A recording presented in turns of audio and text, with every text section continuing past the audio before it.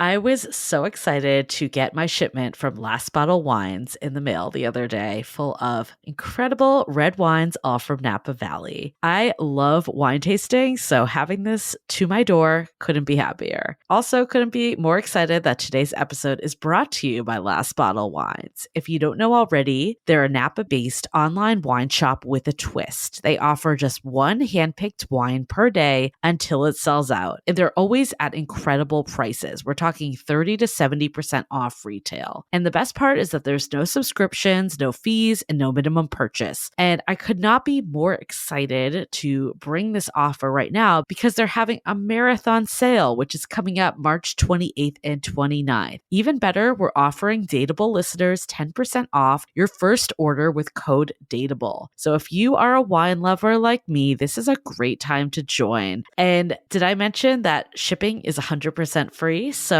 what are you waiting for? Mark your calendar for March 28th and 29th, or get on it earlier if you want. You can sign up at lastbottlewines.com and use code DATEABLE and find out why Last Bottle is the most fun way to discover and buy amazing wine. We are so thrilled to be partnering with Hinge. Hinge is the dating app designed to be deleted. As you all know, I'm a huge Hinge advocate as I met my partner of almost 3 years on the app. Even before meeting him, Hinge was always my go-to app because I met more relationship-minded people here and had some great dates. Clearly, I haven't been on the app for a little while, but I re-downloaded it to check out some of the new features. One that stood out to me was the voice prompt, my best friend's take on why you should date me, where your friend can hype you up. Not only does this make the profile creation less daunting, but it's not always easy to see your own green flags. So to test it out, I asked Yue some fun prompts to get her take on what I could put if I was dating again. So the first one, how long have we known each other? What was your first impression of me and how has that changed? Julie and I have known each other for almost 10 years. My first impression of Julie was that she's very social, but I've learned that she has a lot more depth to her beyond the social butterfly that she is. My next prompt, what do you think are my green flags? I would say she's deeply loyal. She believes in love, curious mindset, and she is fearlessly ambitious. And then last but not least, what kind of friend am I? Julie is the kind of friend who will always have your back, no matter what. Damn, that feels nice to hear. So download Hinge and try voice prompts today. Then find someone worth deleting the app for. The Dateable podcast is an insider's look into modern dating that the Huffington Post calls one of the top 10 podcasts about love and sex. On each episode, we'll talk to real daters about everything from sex parties to sex droughts, date fails to diaper fetishes, and first moves to first loves. I'm your host, Yue Xu, former dating coach turned dating sociologist. You'll also hear from my co-host and producer, Julie Krafchick, as we explore this crazy dateable world. What's up, everyone? Welcome to another episode of Dateable, a show all about modern dating. As we are wrapping up our off season with these bonus episodes, it means we're ramping up for season 13, which means we're ramping up for another season of digging into the whys of people's behavior. But in conjunction with that, we give you actionable takeaways once you figure out why people do the things they do and say the things that they say. So it's basically the why, and the how. Just rolls off your tongue, right? It just sounds like a grade school song. The why, and the how. It definitely should be an episode of Schoolhouse Rocks. I can picture it now. Me too. With all the animated, this is modern dating. With a peach and an eggplant. Yeah. The peach is like the why, and the eggplant's like the how. Yue and I have a dream to create a peach and eggplant animated series. It'll blow up. Maybe we'll just have like puppets. That could be like our makeshift till we do it. We can like record together. You could be the peach, I could be the eggplant, or I'm open to switching too. If you want to do the other. Yeah, I'm open-minded. I can always. I'm not attached to either I'm very one. fluid. I'm very fluid. Hey, one day I can be the peach, one day you can be the eggplant. You never know what you're feeling like. Yeah, some days exactly. I feel low round, and some days I feel hard. So but they should have a consistent voice and tone. That would be really funny if people could just like envision this now with our voices. I guess people don't see our faces anyways, so it's not that different. I do think it's a great idea. We can make a children's book. The opportunities are endless. Yes. Parents would hate us, but I was just thinking all the parents listening right now. They're probably like, how do I pre-order on Amazon? You don't have to have the birds and the bees conversation with your kids anymore. We'll do it for you. Yeah. So that's what we're going to quit this podcast to do. We're starting a sex ed company starring the peach and the eggplant. We can keep the podcast. It could be a spinoff. We could do both. A spinoff, yes. Once your kids learn about the birds and the beads, turn them to our podcast where we can talk about anal beads. It's a full funnel. Full funnel distribution. Full dysfunctional funnel. We'll get you in that marketing funnel. Don't you worry. You're getting dateable now, and then once you have kids, you're ready for this book. It's going to all work out. You know, it's not a bad idea because I'm not a parent. I can't speak for parents, but I would want to think you would want your kids to ask you all the stupid questions as early as possible. So don't you want your kids coming to you being like, Mommy, what's a dildo? Or what's FODA? And Daddy, do you go to sex parties? Like when they're 5, so that you don't have to answer those questions when they're 18. It gets a little embarrassing. When they're young, you're just like, yeah, they're ignorant. So just have them get all the questions out of the way. I saw on TikTok, where I get the source of all truth. You mean but CNN? There was CNN for Julie. There was somehow I got into one of those get rich quick hacks type TikTok channels. And there was one all about children's books, creating them and putting them on Amazon because the effort is actually quite low if it's just a counting book. But I don't think anyone's going to be in this niche. So we could totally own the adult children's content niche. Is that adult I just made it up. Children. Inappropriate adult children's books that need adult supervision to read. Yes, rated R children's books. That's an oxymoron. Or it's got hidden messages for the adults that the kids might not pick up on. It's like SpongeBob. Right. Ish. The Simpsons. Ish, My parents never let me watch The Simpsons. Because it's extremely raunchy and inappropriate. But you would have never picked up on that when you were a kid, I don't think. Yet, my mom let me watch 90210. Oh. And I never understood why, but then I rewatched it all with my old roommate at one point, and it starts off super wholesome. So I think when I started, she's like, this is a nice wholesome show. And then season 2, it gets raunchy. It switches real fast. People were fucking a lot in Beverly Hills 90210. That was not okay for a child to watch. And my parents are definitely not the type that would be okay with that. Well, they probably need to write a wholesome first season just to sell the show. Exactly. And once they get you hooked, they're going to fuck you up. It's the same thing with the energy drinks, They get you in with that wholesome packaging.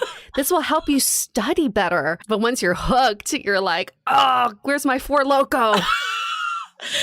We were talking about Four Loko this weekend, actually, back in San Francisco after being on the East Coast. So it was fun to do that. And one of Yue and I's good friends was visiting, and she's going to be actually seeing Yue this week. So I got her first on her tour. And we went out and we were talking about Four Loko came up, and she had no idea what we were talking about. And we were all so baffled that she didn't know what Four Loko was. And then we realized she had been abroad in Switzerland when it was the craze. Oh, I see. Oh, she missed the boat on that. Yeah. Came and went so fast. It did. It was illegal, right? By the end. Well, kids were dying from it because it's a combination of alcohol and caffeine and probably just bad influence of everybody else around you. But that came and went really, really fast. A funny story for you, Julie. So I was at a wedding this weekend. I don't know if you saw my Instagram message. Oh, I did. Okay. I did. I asked you all about it because that wedding looked insane. I went to a really awesome wedding, and we had a friend there who was a guest on our podcast. I will not mention their name. She was anonymous. She was anonymous. Yes. But it was really funny. At one point in the wedding, this man who was a guest at the wedding went up to her and said, "Do you recognize me?" And she's like, "I don't. What's your name?" And he said, "This is my name. This is where I'm from." And she's like, "Sorry, I have no idea. How do I know you?" And he's like, "We went on a date." And she's like, "Oh, I'm sorry. I go on so many dates. I really do not recognize you." And he's like, "Not only did we go on a date, but you also called me right after the date and set me up with your roommate, whom I dated for a little bit." And she's like, "Sorry, I still have no idea." How does that happen? Julie, do you think you would remember everybody that you've gone on a physical in-person date with? I think I would, face-wise. Name-wise, maybe different. Name-wise, no. That being said, I definitely have not remembered people that I meet a lot. This happens to me. But someone that I sat and talked to for a solid hour, I think I would remember. Yeah. But I wouldn't put it past me not to.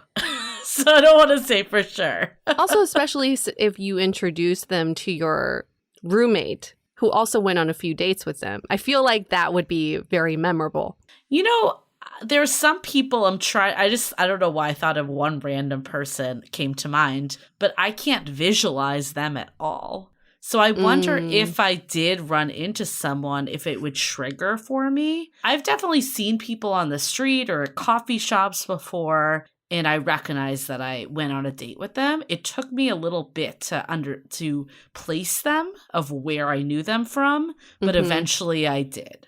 It has to be in the right context. That I totally understand. Yeah. Like, especially the dates you've been on where it's just quick, one and done drink kind of thing. Yeah, those might be harder to remember. How far are we talking back? When did they go on a date? Because if it was 5 years plus, I might not, for sure. I think it was 3+ years ago. Okay.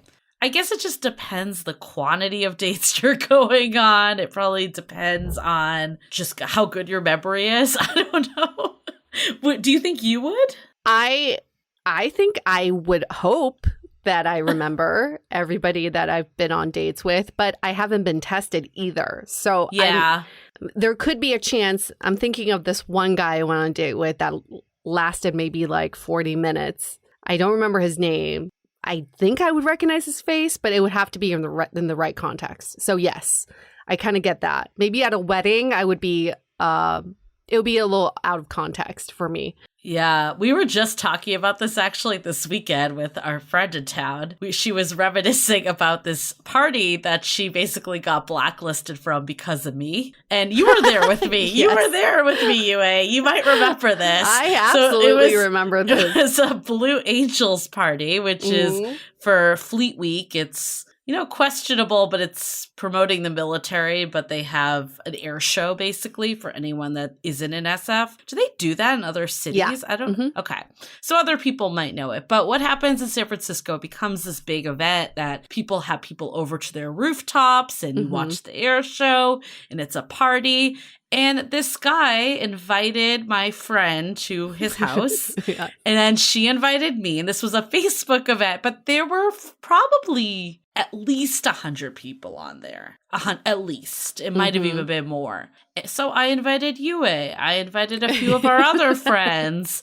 And we all came. We brought drinks with us. Yep. We didn't eat any of their food. All we did really is occupy a tiny spot of their roof. Yep. But this guy got so upset by it. And he got kind of mad at my friend, which I did feel bad about because it was her friend. I didn't know him. So I was trying to smooth it over at the end. And I went over to him and I said, I was like, it was so nice to meet you. Thanks for having us over. And he looked at me and he said, I have met you about like 100 times. Are you fucking kidding me?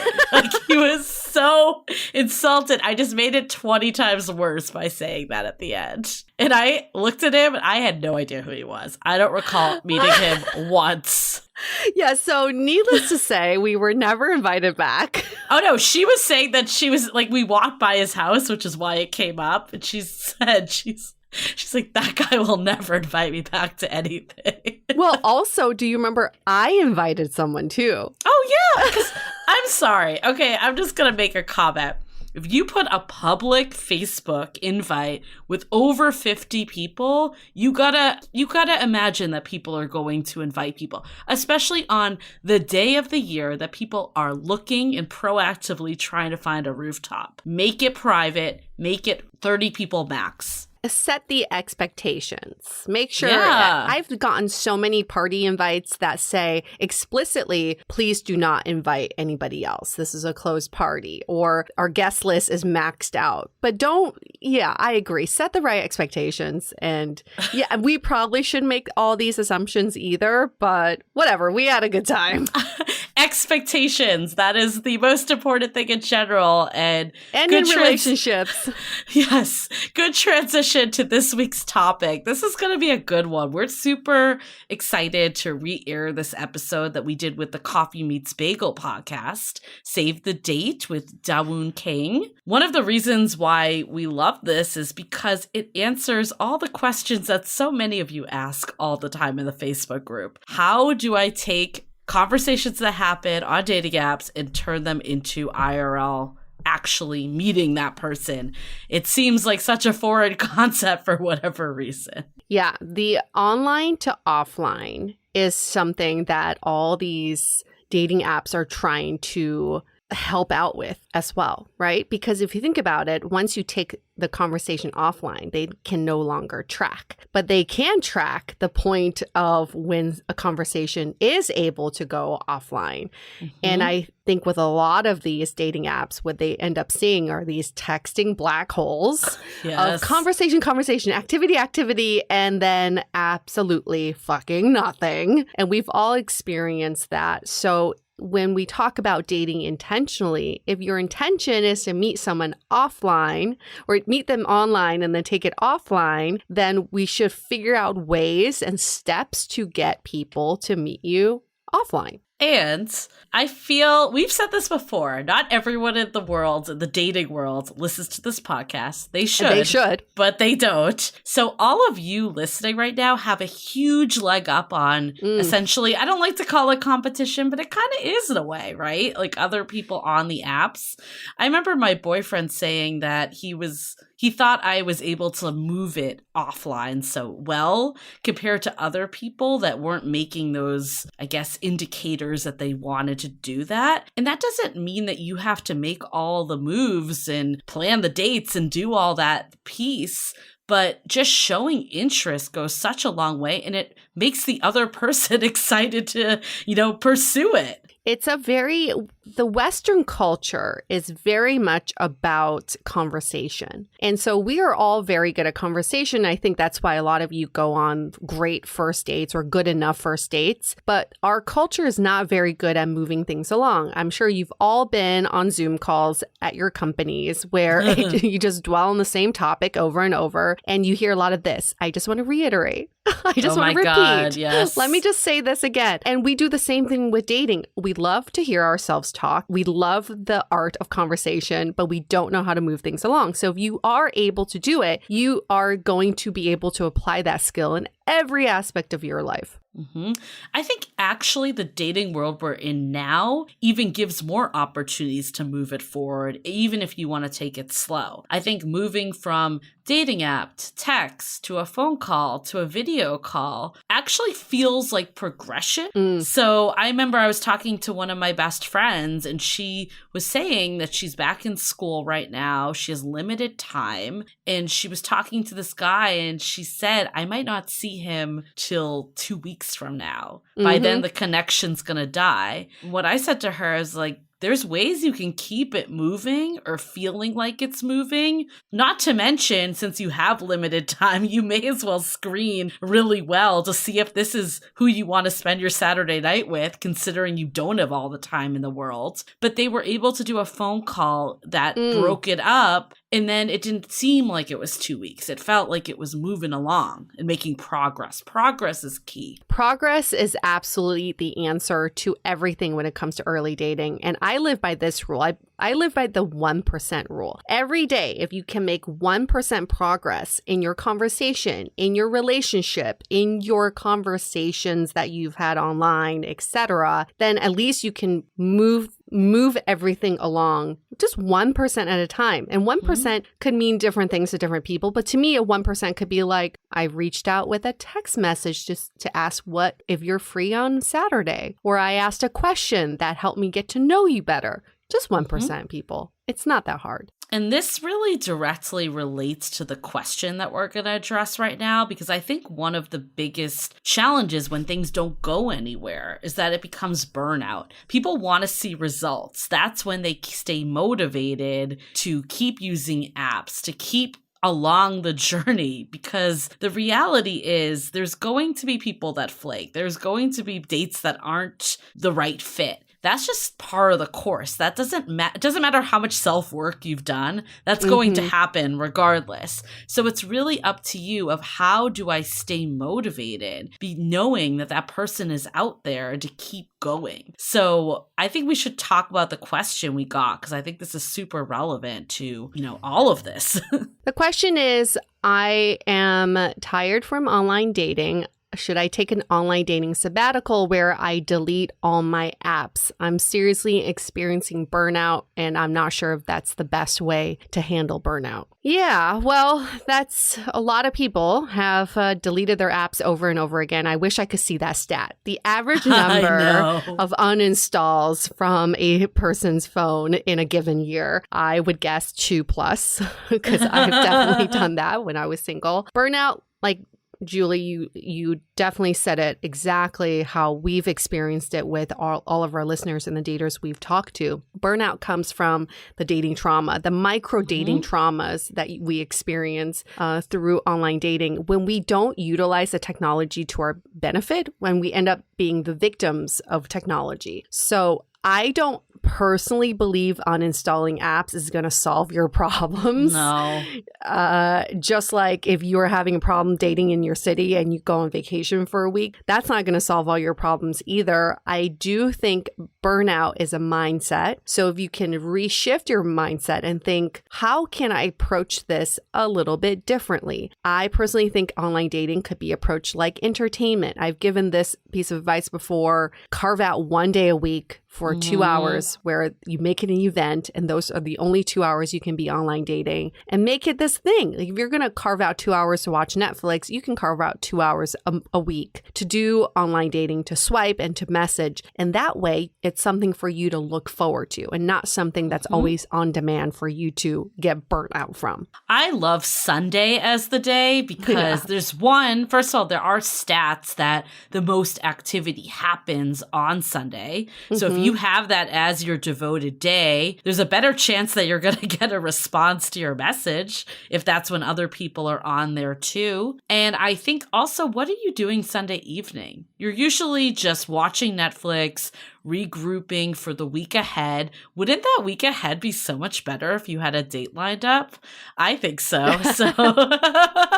But I think it does break my heart a little bit every time when I hear people getting so frustrated that they uninstall the apps, because I truly believe that you just don't know who is the next swipe away. And it seems so unfortunate to me that you would let, some person that didn't respond or you had a bad experience with, there are going to be those assholes on the apps. Like, we can't control that. It's not the app, it's human nature. There's assholes at bars, there's wonderful people at bars, or anywhere in life, at the park, anywhere. So it's the same difference. And I think if the biggest barrier, I think, to finding that person is to letting these other people get in your way. And we relinquish our control so much to these apps. And that's when we have the victim mentality, because we are blaming things that are out of our control. We cannot control how other people interact with the apps, but at least you can establish your ground rules and expectations,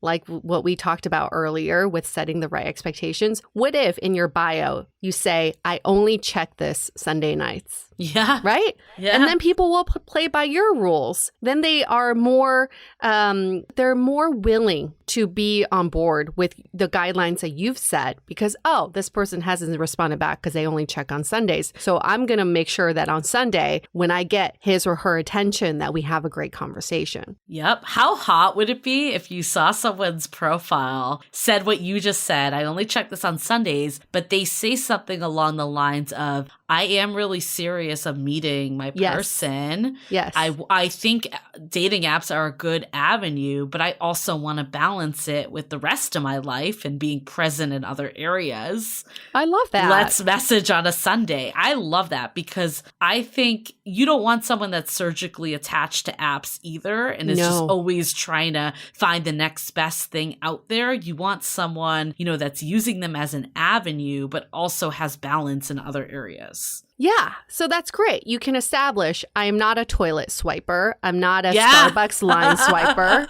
I am a Sunday night 8 to Sunday 10 p.m. swiper. Sunday swiper. I love that. Who wants to be a Sunday swiper? I do. I really like that. Establishing guidelines and taking control. You're getting burnout because you let yourself get burnt out, but you can... You can control this. The app is not the one that's burning you out, as you are doing it to yourself. I think that uninstall just feels so extreme to me.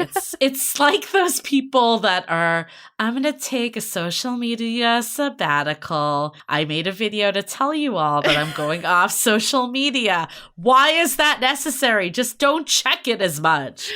Oh, those drive me nuts. Because who's keeping track? I'm no sorry. one. No one. Julie, I just put that in my calendar. You'll be back in 2 months. Great. I just put that in my calendar. Right. Julie back from her social media sabbatical in 2 months. Those get under my skin. If I ever...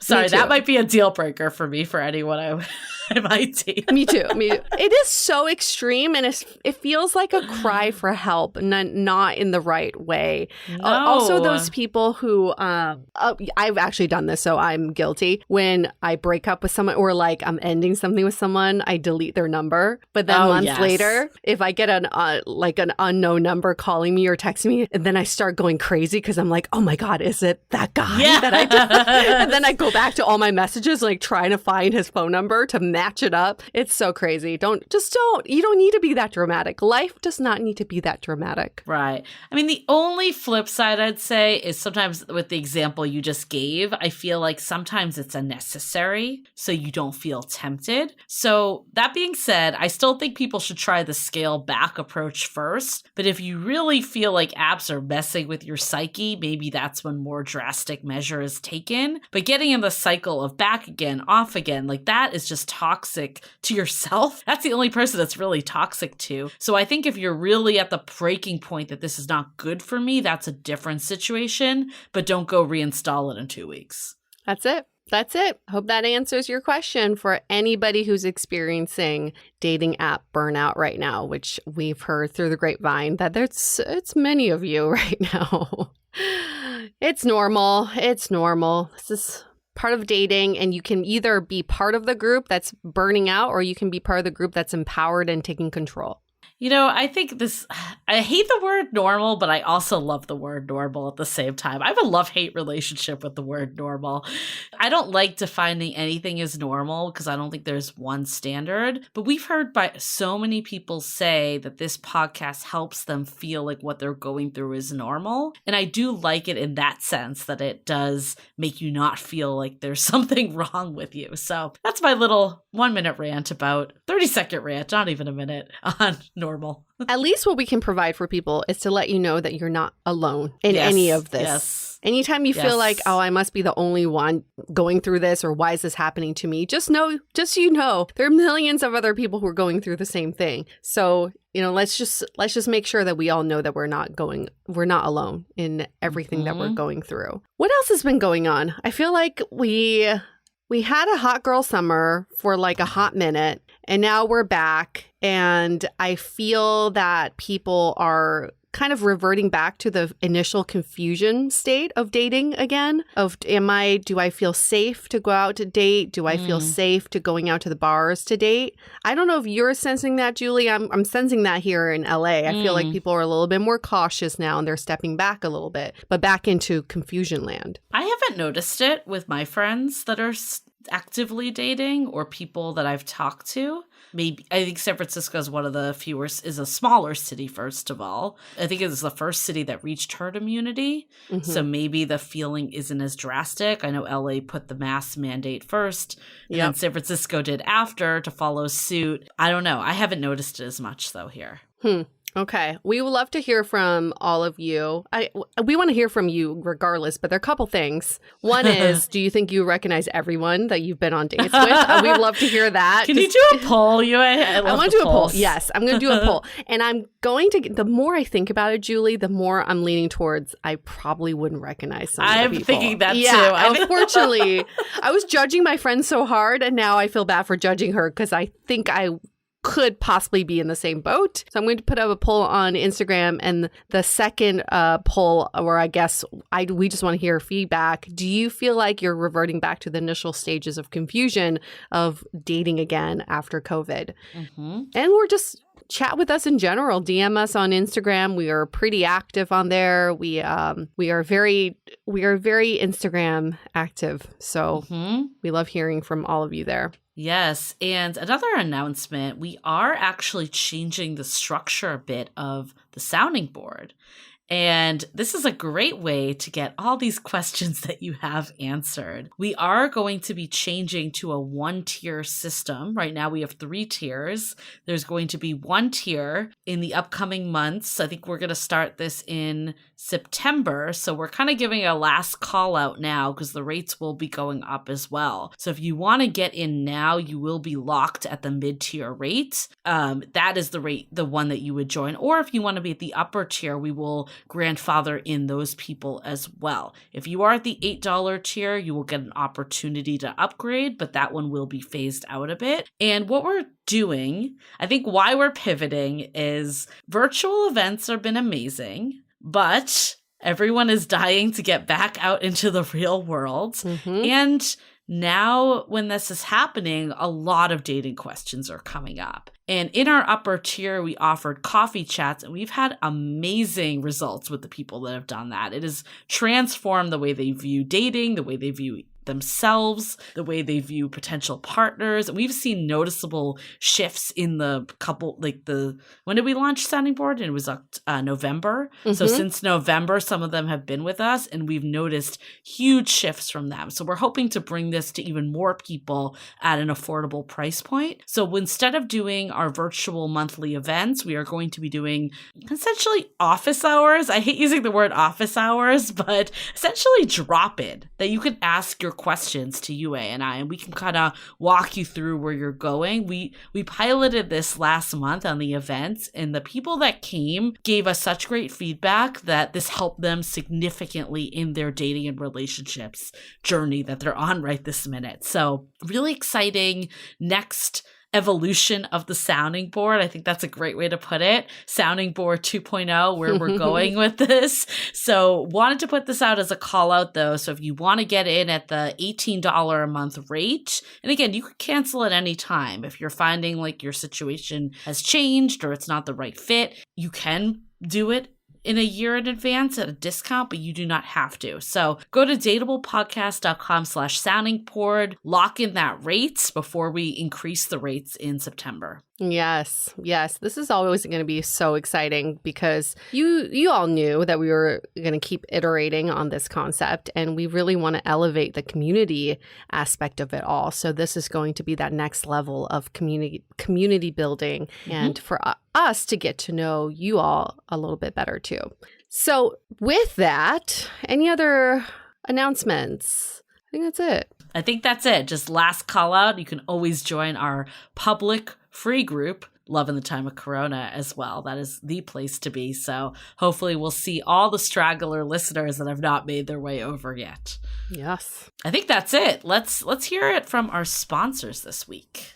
I feel like there are a lot of questions around CBD and what it can do for you. So I want to clear it up right now. CBD is natural, it's safe, and it's effective. Recently, I was introduced to a CBD brand called Feels, which is a premium product that helps you keep your head clear and help you feel your best. I find it effective for 2 of my major pain points. 1 is lack of focus, and 2 is low quality of sleep. Feels offers a guide that helps with dosage for specific goals. So I just take a little bit to help me focus during the day, and I take double the dosage to help me sleep better at night. Since using Feels, I definitely feel a lot less anxiety. And if you're new to CBD, they offer a free CBD hotline to help guide you through the discovery process. And their hassle-free membership program offers a money-back guarantee if you don't start feeling your best. Start feeling better with Feels. Become a member today by going to feels.com/dateable, and you'll get 50% off your first order with free shipping. That's feals.com/dateable to become a member and get 50% automatically taken off your first order with free shipping. Feels.com/dateable.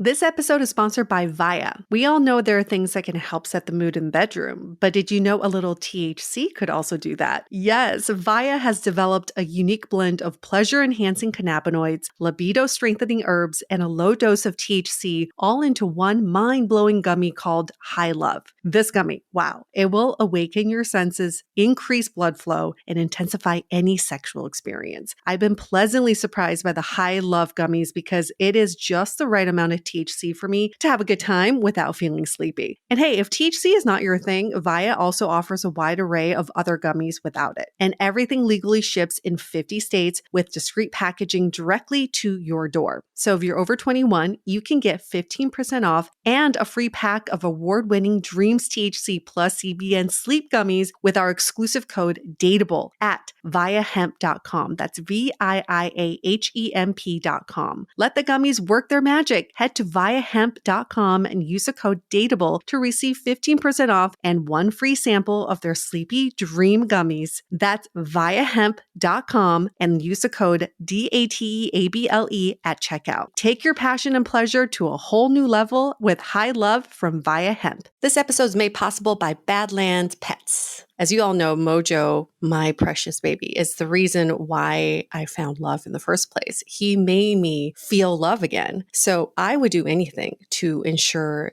his health and longevity. And actress Katherine Heigl and I have that in common. She's helped save over 16,000 dogs through her foundation. And after doing a ton of research, she feels there's one place we can look to improve any dog's health, and that's their food. So fortunately, she found that just by adding a few special superfoods to her dog's food, she saw huge transformations in their health. So she's made a 20-minute video explaining step by step how anyone can do the same thing to see incredible changes in their dog's health. I've definitely re-looked at what I'm feeding Mojo and making sure that, hey, he only has one life to live, and I want to make sure it's the best damn life. So if you want to keep your dog healthy and happy, go to badlandsfood.com/dateable and watch Catherine's video right now. Again, that's badlandsfood.com/dateable. Living with ADHD can be a challenge, and dating with ADHD is definitely a challenge. We've heard many of you say, but finding the right care and proper tools needed to succeed can be life-changing.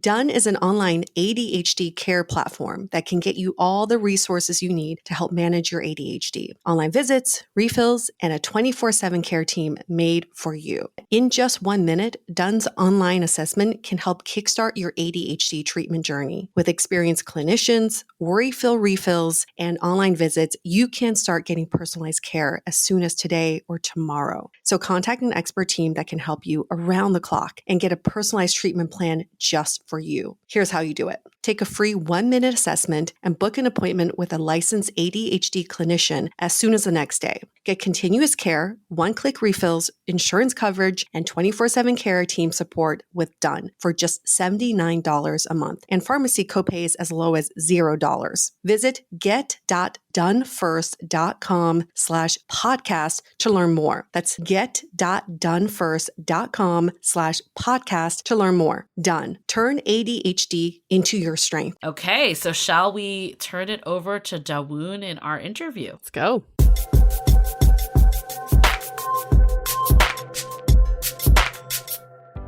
Hi, everyone. Welcome to Save the Date, your dating survival guide from Coffee Meets Bagel. I'm Dawoon, your host and CMB's Chief Dating Officer. Each episode, I bring a dating expert to explore what it takes to go on better dates and ultimately find a great relationship. Today, I'm so excited to have two dating coaches turned dating sociologists, Yue Xu and Julie Kravchik, with me today to help us go on better dates. You and Julie are the hosts of DATEABLE, one of the top podcasts about dating, love, and sex. You and Julie, welcome. Thanks for having us, Dawoon. Yeah, thank you so much. We're so excited to be here. I'm really excited that you guys are here. And so for today's episode, I thought it would be awesome if we could help our daters become better at moving from dating apps to meeting in real life, because we're dating in the time of COVID. And in time of COVID, I'm not saying this because I'm a founder of Coffee Meets Bagel, but really dating apps are like the safest and the most convenient way to be able to meet people. Like not the only way, actually, the only safest way to actually meet people. So it's going to be very impactful for all of our dating lives if we can get better at, moving from dating apps to meeting in real life, which I know a lot of us find it tricky. So I'm really excited to actually talk about that. Us too.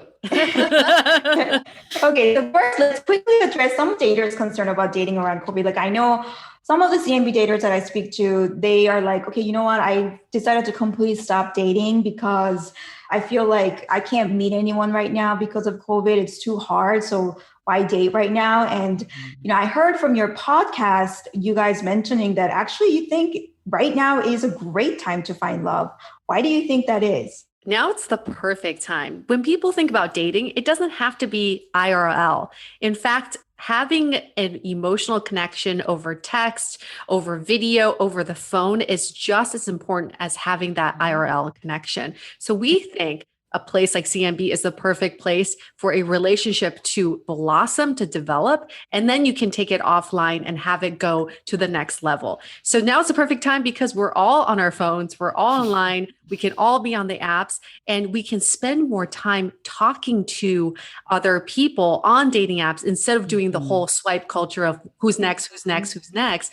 We can spend more time on each person and give the time everyone deserves to really find if they are compatible with each other. And I think also people have seen how important relationships are and family and love and what really matters during this time. So I think while there are people, like we swear on your podcast? Is that allowed? Oh yeah, go ahead. Yeah. Okay. So people always ask that too on ours. And we're like, you just never know the etiquette. But we always say that COVID has kind of destroyed fuckboys because it's the people that just want to get some are having a hard time. But it's also risen up the people that are serious about relationships because what Yue was saying, a lot of this is doing the pre-calls. Even if you meet up, we're finding that a lot of daters in our network, they are doing at least one video call or phone call, if not multiple, before taking that next step. So it's a really good way to weed out the people that are unwilling to even do that with you also. Right. Yeah, that's a really good point. And by the way, we're all about showing up authentically. That's what I tell my CMB daters all the time. So please, if swearing is your thing, go ahead. Yeah. Pretty authentic to us. People love the word fuckboys, so we got to throw that in at least once per episode. Very authentic to us. Yeah. What you're observing is very, very consistent to what we're also finding on our platform. Since COVID, because people's attitude about dating, we figure that it's changing constantly and everything's so new for us. We've been doing regular survey to find out how are people dating right now? And we're also seeing that people are becoming a lot more thoughtful about who they're meeting. 70% of CMB daters said that they're being more open and honest with their matches. 61% of CMB daters said the pandemic has made them reflect more about what they're looking for in a partner.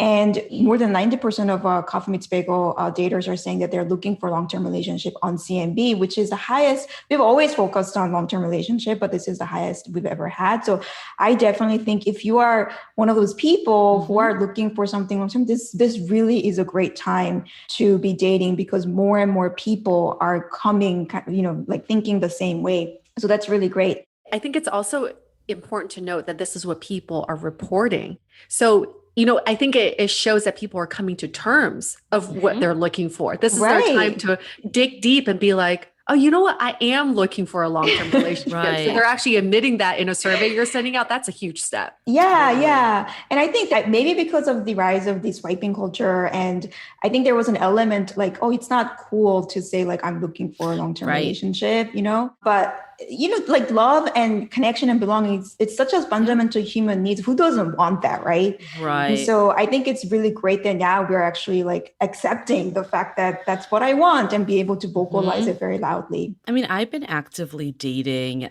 in the last couple months and using CMB. Actually, I have a date lined up, virtual date lined up this weekend from CMB. So I'm super excited about it. But one of the things that I personally have experienced, and I know others have too, is that there is like an excitement to meet up with people again. Like I think before COVID days, like I know I was guilty of this. Like I would put people in my phone. I wouldn't even save their contact info because I was like, I may never see this person again, you know, like 'cause you're essentially walking into a blind date.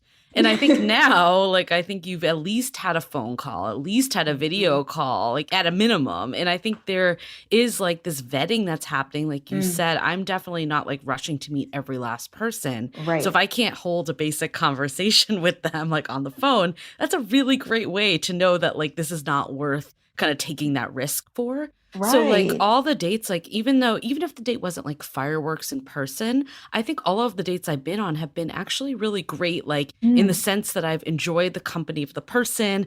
I felt relatively safe with them because I asked a lot about their like COVID behaviors and also like, just was taking the precautions on the date. But I think it's like made people excited to meet people again, which is definitely a positive. That's really awesome. So then let's actually, help our daters do more of that. So mastering the art of going from apps to IRL right now is really key. So what are some things daters can start doing from today to really be better at this? It's not as easy as like one would think. No, definitely not that easy. I think there's certain, I wouldn't call them rules, but you have to give yourself some guidelines when it comes to online dating. You can't fall into what we call the texting black hole, where you just keep saying, hey, how's your day? How's your week going? How's everything going? And at the end of it, you're like, we've been chatting for 4 months and we haven't even met. So I think setting up these guardrails for yourself and saying our rule usually is once you've learned 3 things about the other person, it's time to take it offline. Once you've learned 3 substantial facts about that person, you can say, okay, now it's my time. Who cares who initiates? Let's just throw the gender roles and all of that out the door. If you are ready to take it to the next level, you learned enough about them, make that initial move. Are you willing? Are you open to meeting up in real life? I really enjoyed our conversation. I think I would love to get to know you better in person. So let's talk about if we can move this to in real life. Yeah, I think that's a really good point that Yue said about like things carrying on for longer and longer virtually, because I would say that might be one of the drawbacks to this time. Like I've personally experienced it. I know many people that have too, that like you almost get like attached to someone that you've never met. Like I spent some time in Boston over the holidays. So I was like virtually dating people here in San Francisco. And there was like, you almost felt like you knew the person, but you never met. And then sometimes that buildup can actually not work out. So I think it's a fine line of getting to know the person enough that you feel safe meeting, but also not going like extensive times. Right. And I think it depends on the situation. Like if we're in a period, I know we come in and out of more like strict times versus not. But even just saying like, are you open to doing a video call? Are you open to doing a phone call? Like anything that's progressing it. Like if you find that someone's just not willing to do any of that, then that's a sign too. Right. So would you say right now, I like the idea of like keeping the texting short because texting can drag. I text and the 24 hours are there texting, the 48 hours I'm texting, like that, it just like any fire that was there just dies. And so I like the recommendation of like, okay, stick to like these 3 things that you might want to find out about this person and then like move it forward.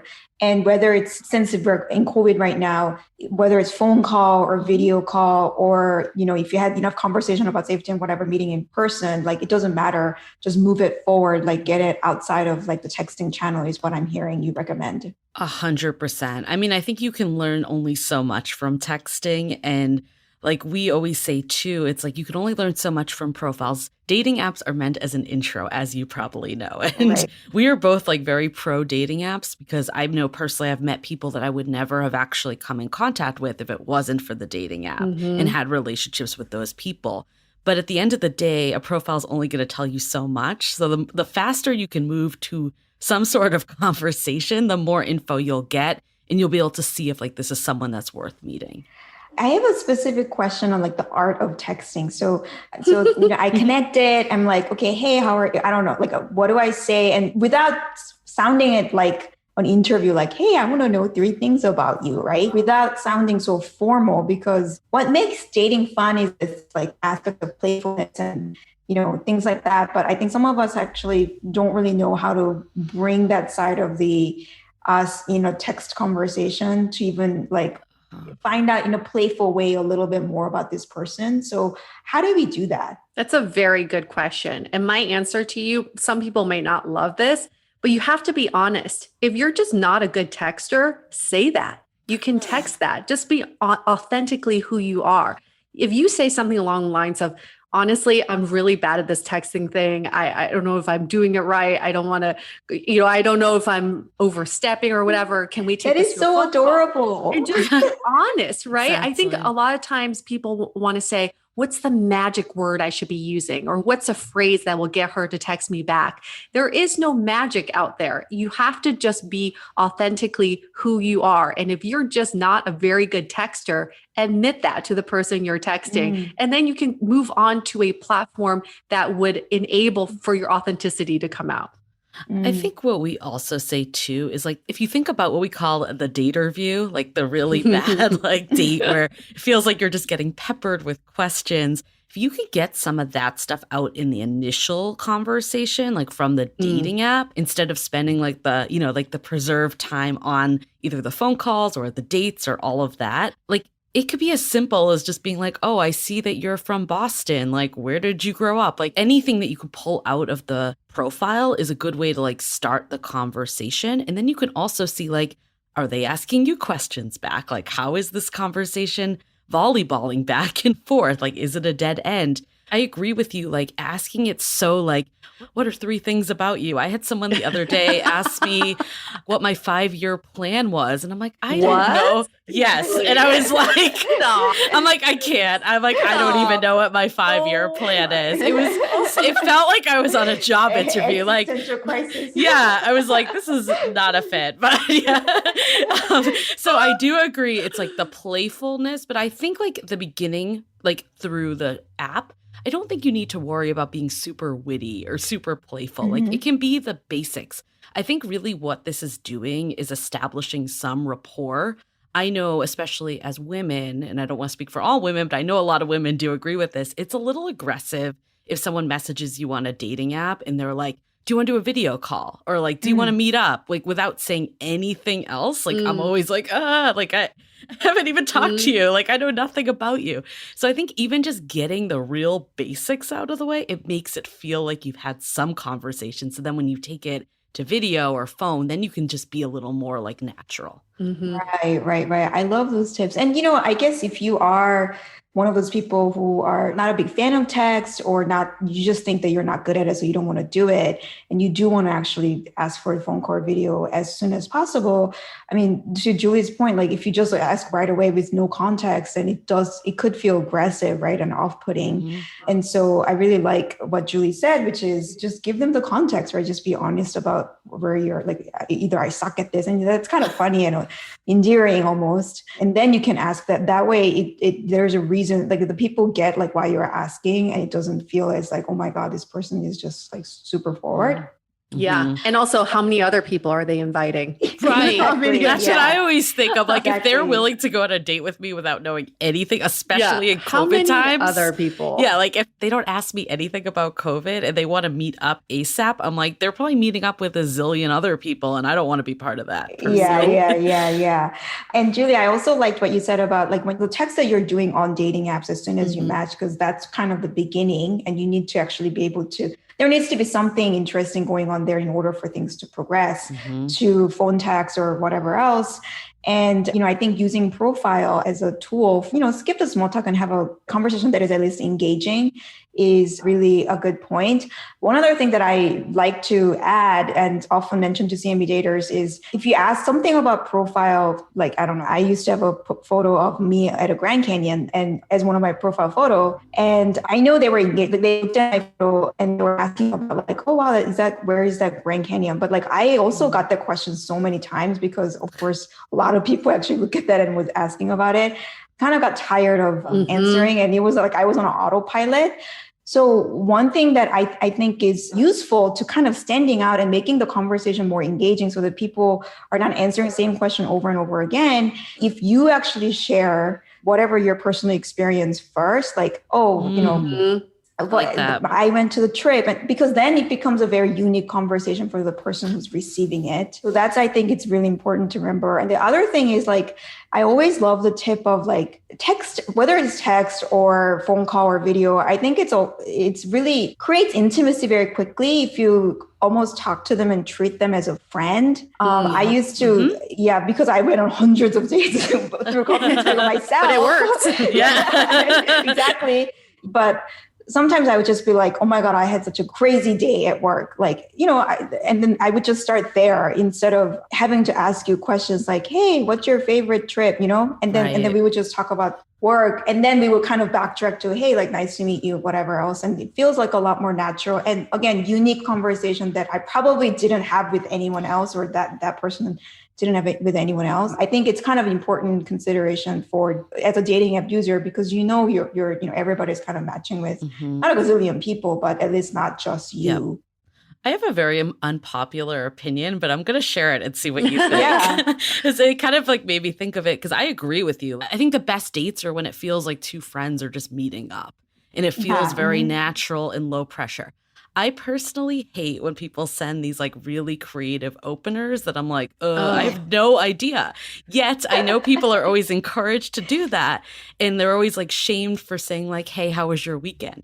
I personally don't mind the, hey, how was your weekend? Or like something that like feels just like a natural convo with someone. And I've actually sent that to people and they're like, thank you for just sending me a basic normal thing I can reply to. So I would love your thoughts, because I feel like I'm in the minority for feeling that way, but I personally just can't bring myself to make these like super witty conversation starters that either like land flat or people just don't reply to. Like, I don't have the time. Dawoon, do you have any stats around that? If these creative openers are very successful? I know that if you actually ask a question, then you're much more likely to get a response versus not a question, like a statement. The creative part, I'm not really sure, because that's also, I guess, could be subjective. But Julie, I agree with you. I think you said this earlier, like if you are pressured to actually say something really creative, then it's just stressful. That takes a really long time. And I'm just going to disengage now because it's just too hard. And I don't think we have to approach dating apps that way. What I really always say is like the most personal is the most interesting. I don't know if you guys saw Parasite. The director of Parasite actually said in his Oscar acceptance, Academy Award acceptance speech, and which I really loved. And I think it applies to dating so much. Like, how was your weekend is something that you want to ask that. But I think you could make it more personal by sharing whatever was going on in your weekend as part of that question, because then it's not generic. It became a very unique conversation starter all of a sudden. Yeah. Sometimes we lose sight of what dating is, what the purpose of dating. The purpose of dating is to find someone that you can have a life with. And in having a life with someone, you would never have these conversations where you have these creative openers every morning. Hey, babe, the sky is blue. Do you like what? That would just never happen naturally. But I think anytime you can insert your life into the conversation so they feel they're a part of it, it gives a glimpse into what a partnership could look like. So one of my tactics with texting is always, I start with an observation that I made on my walk today. Like yesterday, I observed that my neighbor has a cat on a leash. So I open with that. I just noticed my neighbor has a cat on a leash. How crazy is that? How's your day? Then the other person feels like, oh, I feel like I'm almost part of her life because now I get a glimpse of that. Yeah. It creates the sense of intimacy, which is really important. And that's what kind of makes it fun, right? Like, ooh, I just kind of feel close to this person. What more is there, right? And it's so easy. Like, you don't have to make up stuff. And I get why people give the advice of like, be creative and whatever, because you do want to stand out. But I don't think that means you have to say the wittiest thing that's not even you, right? You just have to share something personal. Yeah. I've gotten them and I don't know what to say back that's witty, and I just don't end up replying. So much pressure. So much pressure. But I do want to like double click on one thing you said is like the question. I think that is so important because, and I love this pairing a statement with a question to like take it up a notch. But I do 100% agree that when you don't ask questions, that's when apps like messaging or text messaging completely dies. Like, and that doesn't have to be the first thing, but like if you're going back and forth with someone and you're asking them questions and they're just giving you sentence replies or like one word answers, like that to me, I'm like, I can't do this anymore. No more. Yeah. And like for those of us who are doing like the one word answer without really realizing what the consequence is, like this is the impact that it creates because you're not there to explain what's going on. Kind of all assume that your own dating app and talking to multiple people. And so if it's like a one word answer, then I think fair to kind of conclude, okay, so this person is not interested, right? And we've had like, because we talk about this a lot in our Facebook community from the podcast. And one of our, like I remember like a bunch of members were like, but I'm not the type that likes to ask questions. Like I just like to, respond. But it's like, okay, people don't know that. And they're only seeing they're only like getting a vibe based on this conversation. And most people are going to interpret that as not interested. So while you can maintain that, that's totally up to you. Just know the impact it has and the perception it has with people. People sort of feel like they need a different identity with dating than they do in real life with their friends. And you made such a good point, Dawoon, is if you treat the people you meet on dating apps as a friend, think about it. Would you ever answer their text with a one-word answer? No, because you care about them and you do want to ask a question back because you genuinely care about this person. So we can kind of marry the two identities of you and your friends and you dating. Then you would have just a much more like loving dating experience online because you genuinely care about the people you're talking to. I love that. One last thing about texting that I wanted to ask is, and we covered a little bit, but I want to make it really clear because this is something that I get asked a lot. And I think a lot of us feel nervous about like potentially coming across weird when we want to make like progress, like too forward. I mean, it happens, right? Like Julie, you mentioned, like if you ask right away, then there, it might be off-putting. So when is the right time to ask the other person, like, okay, I want to now either do a phone call or a meetup or whatever, like, when is the right time for me to bring that up? So definitely after you've exchanged like at least 3 of those pieces, it doesn't have to be like 3 to a science, but at least like something that you're like, okay, I know like a little basic about this person, probably like as much as you would know, like maybe like a layer deeper than like LinkedIn or Facebook or their profile. Like you maybe know the backstory of why they moved somewhere or why they do their job, but not like crazy info. And then oftentimes like the line that I will use to move it on is like, oh, this is a lot to text. Like, would you want to like talk about this further in person or nowadays on the phone or on video? Like it's kind of like, like I have so much to tell you. I just don't have the time to text it all, or like, this is a lot. And it's an easy way to transition it. And usually like people are also looking, if they're interested and they want the same things to progress it, they're also looking for a way to progress it. So they'll be open to your advance there. Right. I have a very good guy friend who is an avid CMB user. And he always lets me look at his messages because he's like, Yue, I just don't get it. We have these great conversations. And the minute I ask to meet up in person, the conversation dies. What's happening? So I start analyzing his messages and I realize what you really need during this time. And this is very particular to this COVID time is that you have to give people an out. So his messages have been the old ways of when you take things offline. It's like, hey, I really enjoyed getting to know you. next Tuesday, do you want to meet for coffee? Right? That's very direct, and it worked pre-COVID. Now you have to give people an out depending on how comfortable they are. So his messages can't be that direct anymore. It has to be something along the lines of, I've really enjoyed getting to know you. I would love to progress this to another platform. We can do phone, we can do video, we can meet up in person. Let me know what you're comfortable with. And that gives the other person some options to say, I'm more comfortable moving to video. If you're just saying, let's take this offline, meet up for coffee, I think a lot of people are a little put off by that, where they don't know how to respond. So then they just end up not responding at all. Right. That's a really important point. That survey that I mentioned about COVID and how people are dating, 80% of CMB daters actually said it's a deal breaker if it feels like the other person is not taking COVID seriously. And so if there was no conversation around like, okay, what precautions are you taking around COVID or whatever else, and you're like straight up asking to meet up with no out or no other context, you could be seen as somebody who's like, okay, is he taking COVID seriously or not? Right. So the other person wouldn't know. And so I think that's a really good point. If you want to talk about meeting up, then I think it's very important to address like, hey, how comfortable are you meeting up right now? Like what is your expectation as to quarantine and all that stuff? Because everybody kind of has a different view right now. 100%, like 100%. I think like when someone just like throws it out without asking anything, the alarm goes off that like they might be doing this with everyone and they aren't taking it that seriously. Yeah. I mean, it's hard. It's a super hard time. And I do believe this is a good time to date and meet people. I'm not saying that, but I do think there are some challenges. I think with COVID, even just outside of dating, meeting up with anyone, it just makes everything a little harder. But I do think that like, while we're never going to know people's like safety 100%, I personally like to at least ask and get a feel of their vibe and like how often they're going out. And, you know, like even just like basic like work life and lifestyle. I'm not saying that there is like, you know, a right or wrong, but that does tell you the amount of exposure that someone does have. Do they live with other people? And again, no right or wrong, but you can kind of do the calculation in your head. Like, is this a calculated risk I'm willing to take?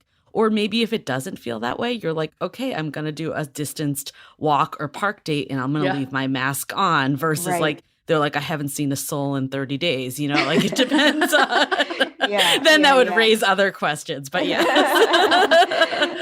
but like really, I mentioned this stat because this is a very important topic for most daters. So please feel confident about asking and talking about it to the so that you can gain comfort around what you want to do with this person.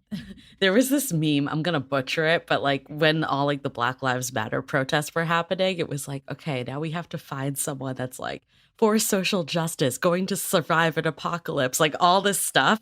But at the end of the day, like this makes it actually a good time to see their values. Like if they're not in line with you, if they're not open to talking about safety and stuff like that, like think about how that's going to impact your relationship beyond just the initial stages. Like I think if anything, you're getting like a deeper glimpse into someone from day one, which I think is why we think that this is a good time to be meeting people.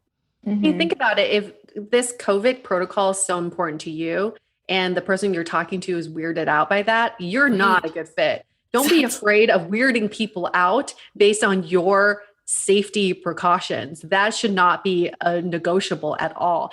The other person, if they're weirded out, see ya. That's just not the right person for you.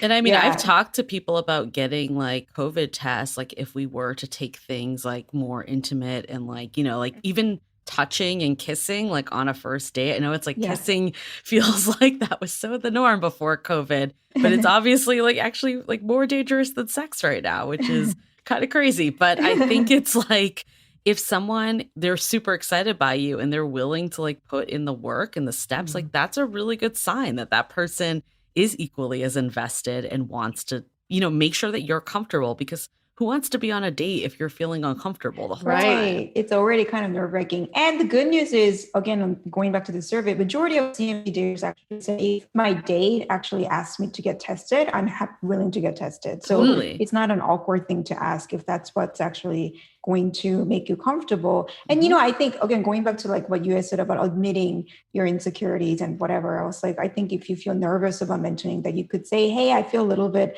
I don't know, nervous about asking this, but it's important to me, so I'm going to ask anyway. Just kind of share that, and so then again, they kind of get where you're coming from. I think that makes it a little bit easier to ask, and also the other person has more context. So that's great. I think also like I've shared with people like, hey, I am a very affectionate person when I'm with a partner. I do really love kissing and like hand holding and all that, but like realistically, I'm just not going to do that the first time we meet. So like, if you feel like I'm like inching backwards, it has nothing to do with you. Like, it's just like the times. And I think that actually is what makes COVID dating a little hard. Like, I think like some of the dates, I think it's a little better when things are back open in different cities, because it can kind of resemble more of like an old school real date, like if you're at dinner or drinks. But I think the park dates and the walks, like I'm a little mixed on them personally from my own experience. I just feel like you could argue with the right person, they could totally be great. And it depends again on your personality. Like if you were never a drinker to begin with, maybe this is like prime for you, like this is like best dates ever. But I think there is a little bit of like this feeling that they are a little awkward, especially if you're like sitting far away from someone on a blanket or like walking 6 feet apart or even 3 feet apart. It's like a little awkward. So I do think it's kind of like balancing the two, but it's a good way to at least see if there's anything there, I think. Right. Like if there's anything there, then maybe you can do a COVID test. The next time you could like be a little more like just normal date behavior. And this is why Julie wears a glove to every date now. So she can hold hands without worry. Whatever works, right? It's just like one blue glove. The other one is fine. But Julie, actually, you make a really good point, which is, I guess because you're taking precaution, right? The other person could take that as like, oh, this person doesn't seem that interested in me, right? Because we're reading like whatever signal is being sent, like whether you intend it or not, like we're all just kind of trying to read. We don't really know each other that well, and rarely do we actually articulate whatever we're actually concluding. And so it's kind of coming back to this like sharing more. Like if you share like, hey, it's nothing to do with you, I'm just being a little bit careful, I have the context, then I'm going to be like, okay, it's not me that she's trying to like, tiptoe away from. Right. We have a statement, quarantined from fuckboys. That's been kind of we actually sell merch with that name. But one of the things that I've also learned, and I like had this one situation where it was like turning a little sexual, but I'm like, I don't know, I'm like still kind of like feeling it out. But then I basically said like, hey, like the first date, I'm not going to kiss you, even if I'm like crazy about you. And then he kind of like ghosted. And I'm like, maybe this was actually like a good way to just vet out someone that wasn't really like up for taking it slow. Yeah. I love that because it's like weeding out and also takes the pressure off because you don't have to now think about it. Like, should I be kissing or not? But if I don't kiss, and then what is the other person going to think and whatever else? Like you don't have to worry about that and just get it out of the way. So that you can just kind of focus on the actual date. Yeah. There is nothing sexier than someone telling me that they want to kiss me, but we can't kiss yet. Yeah. That's so sexy, right? Because then I want to see them again. And that tension is there. And we don't get that with modern dating pre-COVID because you wouldn't say that. You would just do it. No. So it's almost nice to have that delay. Right. I think there is a dark side though. While we're on the topic of kissing, the dark side that I've noticed in a lot of people, friends of mine, and I don't know if community members have expressed this as much, but I've seen this like with friends and myself, is that there is a cohort of people out there that are just like so cooped up, from being like celibate for basically like almost a year, that they are just kind of like out there trying to get some. And I'm not saying everyone is that way, but I think there are certain people that like you need to understand intentions, and maybe you're just realistically not going to know it. It's like people can always at any point of the relationship process or dating or courting, whatever, can decide it's not a match. So it might not be that they were like using you for, they're like quarantine buster. But I think like one of the things at least I've set as a rule for me is that I don't want to like get intimate with someone, even kissing, if I only see them one time. And one time to me also means one time in real life. I've noticed that some people also count the phone and video calls. To me, that still does not count. It's like a pre-date. So they're like, yeah, we've met like 5 times. And I'm like, no, this is the first time we've met and I'm not there yet. And I think like I've made that conscious rule, and like, yes, agree. No, there's no one stopping, like if I did it on date 2 from them disappearing. But I think at least I would know that like, okay, we both kind of gave this a shot versus like I was only here for one thing. Right. And I love that you actually have like a philosophy, your personal philosophy that you set for yourself, and is kind of sticking to it versus kind of going with whatever dating rules, quote unquote, are out there. And I think that's a really good practice that a lot of us can engage in. Like, just think about, okay, what is the basic dating principles that I want to stick with? And you can change it anytime, that whatever works for you. But I love that you have that. So going back to this texting, phone call, and video call, which is like a very important element of dating right now. For those of us so I'm texting, I really want to progress to maybe phone call or video call. I've never done it. And I'm like really afraid that it's going to be weird. Like, what if I don't have anything to say? It's going to be like awkward silence or something. Like, any tips for those of us who are kind of wanting to engage in phone call, video call, but like are feeling nervous about it? Yeah, it's first, just know that it's going to be weird. Nobody gets on a video date and they're like, this is natural. I love that. First, acknowledge that you're going to feel weird. But second, also acknowledge some of the positives. I think it's always good to focus on what are some of the things that you can do over a video date that you can't do in real life. First of all, I don't have to wear pants. So that's like a positive for me. I can be super comfortable from the waist down. I can be at home feeling safe and cozy and warm. I can take a shot of tequila before, like 2 seconds before I get on the call. It's awesome. I'll never be late for a video date. I'm a professional dater, and I can't really have an excuse to be late for a video date. And then some of the other ways I think people can just practice. For me, I'm on Zoom calls day in, day out. So I feel like I'm accustomed to it. If that's not your day-to-day, maybe you want to practice with friends. Just get on video calls with them, get your camera angles right, get your lighting right, and get your background right. And then when you feel like, oh, okay, now this feels more natural in my body, then you can get on these calls. But first and foremost, just acknowledge you're going to feel weird.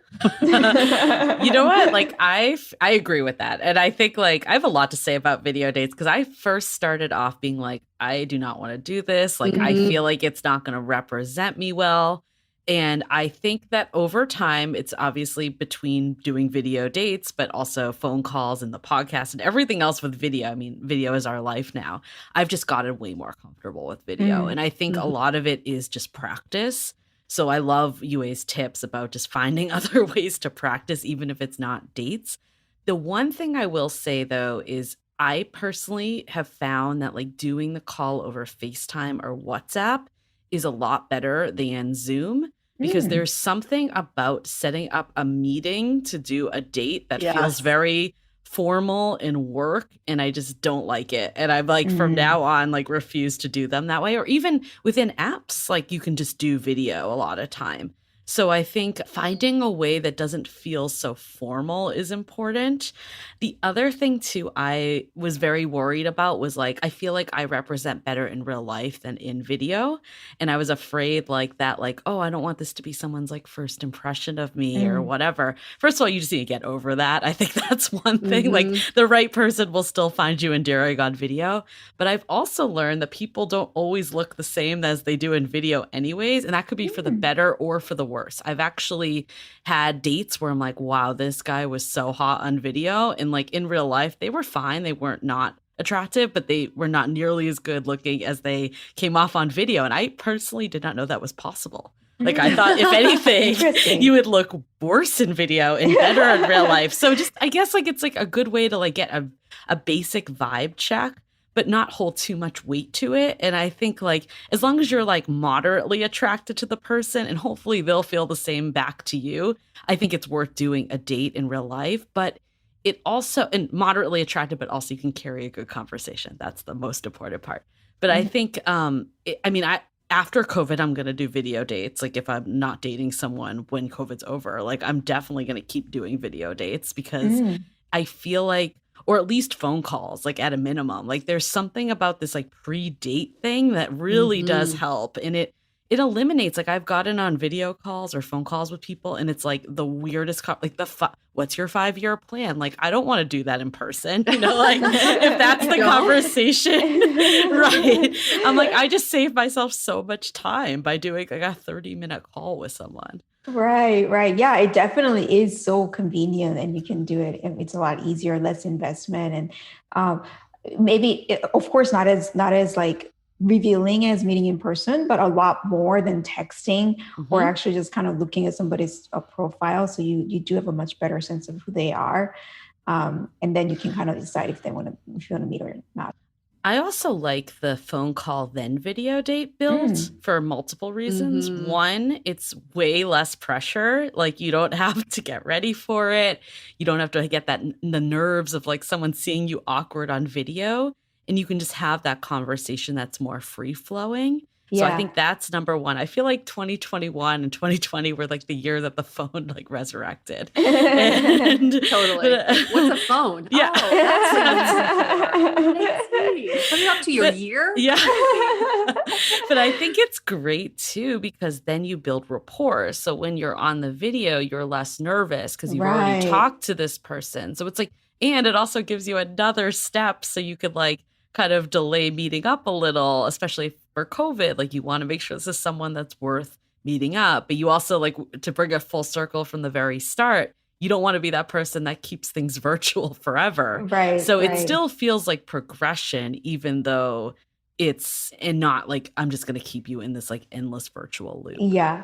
We do have some tips that we've learned along the way for video and for phone chat. Please do share. It might be beneficial to share them because we've learned also just from our members and listeners. One is, I think why FaceTime and WhatsApp are good for video chat is because you don't see yourself on screen as prominently as you do on Zoom. So if you do Zoom dates, hide your self view, because when you see yourself on camera, you tend to fixate on yourself versus the person you're talking to. So that's tip number one. Tip number two is take your calls and take your video calls standing up. You sound like you have more energy. You sound more alive. You don't sound like you just had a long day at work. And you're also, a lot of people we found can be on the phone for like 8 hours if you're sitting or lying down. And then these conversations are misleading because you feel like, oh my God, we talked on the phone for 4 hours. Right. No, it just means you sat there for 4 hours and you didn't want to get up. So if you're standing, you're more apt to like get tired, to fatigue earlier. And then you are able to get off the call. So you don't have these perpetual long phone calls. And then the third tip is dress up for your date. Like treat each date like an actual date. Even if you're dressed up throughout the day for your work calls, change into a different outfit. So it feels like a different environment. It feels like a different conversation. So you can draw that line between work and play. Yeah, I really like that because I do think that your mindset going into the date, your attitude does really impact how the date turns out, regardless of who your date is. Like your mindset really impacts and can create like a really awesome date and really like bad date. And so if you are, work mode, I think that's probably why the WhatsApp and the FaceTime, like the casual aspect of it, like brings out more casual part of you versus, okay, I'm on a Zoom call all day at 6 p.m. I got another Zoom call with the date. Like I'm still kind of so in a work awkward, mode, right? Yeah.